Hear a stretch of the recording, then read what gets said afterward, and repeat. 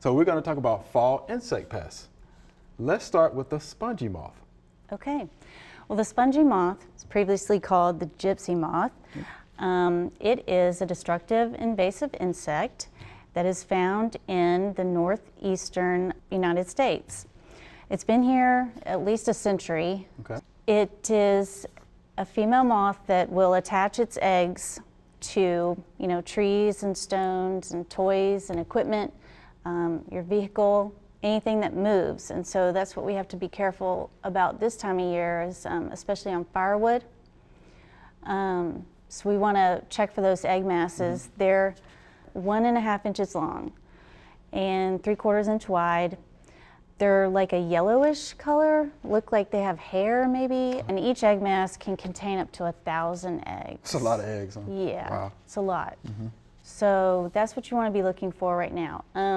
The caterpillars are what do the damage, and they defoliate the trees. So repeated infestations can kill those trees. Wow. And they feed on a huge list of trees. They're not very selective. Okay. The spongy moth, like I said, is a hitchhiker, and you can unknowingly spread this pest. So it's actually against USDA regulations to move from an infested area to a non-infested area. So you definitely want to know where you live, if you're in a quarantined area, and you want to go through that checklist before you move. And you really want to have a certificate that states that what you're moving, all those items are clear, free and clear of this pest. So it's important to know where you live. Wow, this is serious. Yeah. Wow. You can face penalties if you move this pest from a quarantined area into a non-quarantined area. Okay. So you mentioned the checklist. Where can we find the checklist? You can find that online, the USDA website. All right, we'll make sure to probably have that on our website. Yes, and if you are in a non-quarantined area and you do see this pest, you need to contact your state plant regulatory official. That is pretty serious. It is. All right, so what about control methods? Yeah, like I said, if you're in a quarantined area, you definitely want to contact your extension agent, to find out how to control it, because you're already in an infested area. But if you're in a non-infested area, it would be technically a new infestation, and that would be extremely important for that state to know. Okay. It's good info, good info. Let's talk about spotted lanternfly. Yes. So spotted lanternfly has only been in the country for about 11 years. Okay, not terribly since 2014. Yeah, But for it to have expanded its range from Pennsylvania already down into some of the southern states, that's a pretty quick move for a pest like this. Now, this is a leafhopper. It's not a moth, it's a leafhopper. But it does lay eggs, and so this is another hitchhiker pest that will lay its eggs on any flat surface, and when that surface moves, that's where the eggs will hatch.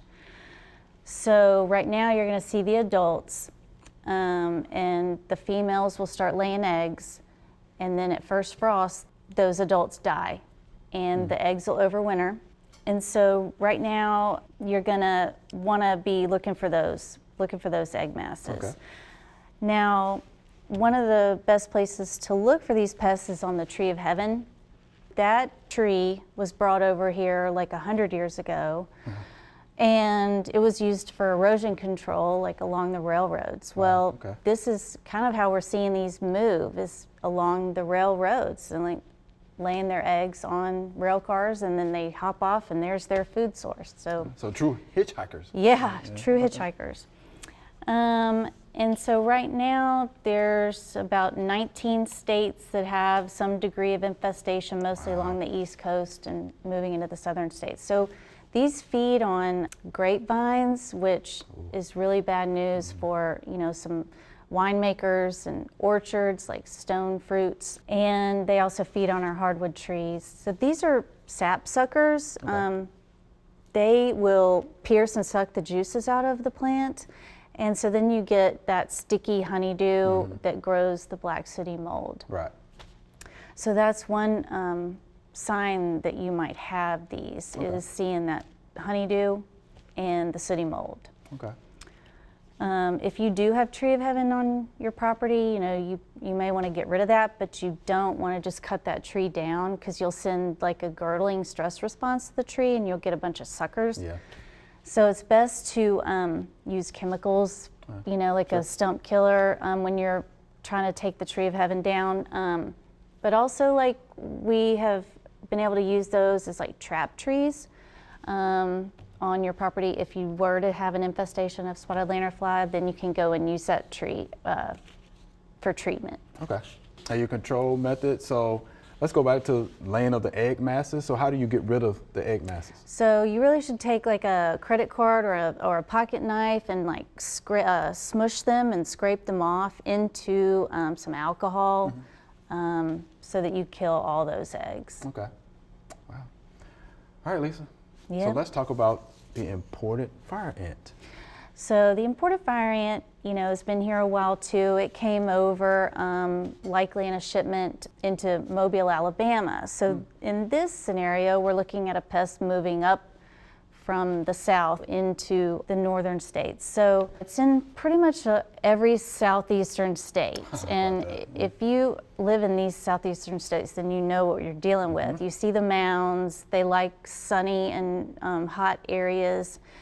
They like fields and pastures, and they will build a mound pretty quickly. Like the female, she'll start with just a small mound, but then over a period of time, like within 7 months, she will have a pretty established mound. And they can get 3 to 5 feet tall. It's pretty tall. Yeah, Wow. and they can be pretty destructive to farm equipment. They can girdle young trees. They can also sting people, and they cause a burning, sensation, blisters. But they're also harmful to smaller, like cattle, and smaller animals. They will, sting them as well. Right. So the imported fire ant is something that you want to look for moving nursery stock, any plants that are in containers. They will build nests in those. Yeah. And so you want to be careful moving those plants. Okay. And what about control methods? Well, there's a lot of different control methods for the mounds, and I would definitely reach out to your extension agent to get some methods for controlling them. Because there's a lot of different methods, right. And your situation can be different than someone else's. So we want to make sure it's the right solution for your situation. Right, and we will have that information at our extension office, and I'm sure at other local extension offices as well. Yes. All right. Yeah. Well, Lisa, we appreciate that good information. Yeah. Thank you so much. Thank you. All right.